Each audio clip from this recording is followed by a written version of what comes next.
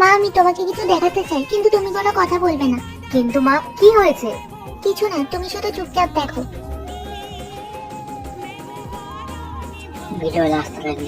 উফ বাবা, অফিসে যা কাজের চাপ। আয় আমার কোলে এসে বস। না না না না না, তুই আমার মাথায় এসে বস। সর ওদিকে। বাড়ির সব কাজ করেছিস? রান্না করেছিস নাকি এমন বটের বেটির মতো বসেছিলি? না বাবা, আমি এখনই স্কুল থেকে আসলাম। কে বলেছে স্কুল যেতে? আমি বলেছি? এত পড়াশোনা করে কি হবে, সেই তো পরের বাড়ি গিয়ে খুন্তি নাটে হবে। তাই বলছি যাও, গিয়ে বাবার জন্য রান্না করে নিয়ে এসো, আর বাড়ির সমস্ত কাজ করবা। যাও। বাবা তুমি কিন্তু আমার সাথে ঠিক করছো না। কোন দিন দেখবে আমি মাকে সব বলে দেবো, তারপর দেখবে মা তোমাকে ছেড়ে দেবে। ও বাবা, আমার তো খুব ভয় করছে। না মা, এরকম কাজ করতে নেই।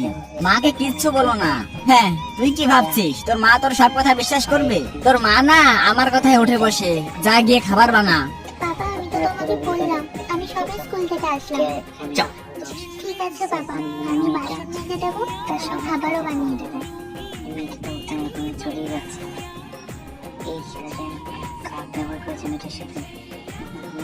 কে রে এখন আবার ফোন করে? হ্যালো রাহুল, কি করছো তুমি? এই তো শোনা, অফিস থেকে এসে রান্না করছি। এই চুপ, কিছু বলবি না। ও বাবা কি কষ্ট। ও, তুমি রান্না করছো? হ্যাঁ, ঋতিকা তো মাত্র স্কুল থেকে আসলো, ওর খুব খিদে পেয়েছে, তাই জন্য আমাকে বল। এরপর কি হয় সেটা দেখার আগে ভালো লেগে থাকলে ভিডিওটি লাইক করে চ্যানেলটি সাবস্ক্রাইব করে দাও। আর যদি না করে আমি বুঝবো তোমার ছবিটি দেখে ভালোই বাসনি। আর কমেন্ট বক্সে বলে যাবো আমি ওর জন্যই খাবার বানাচ্ছি। আর ঋতিকা কি করছে? ও ও পড়াশোনা করছে।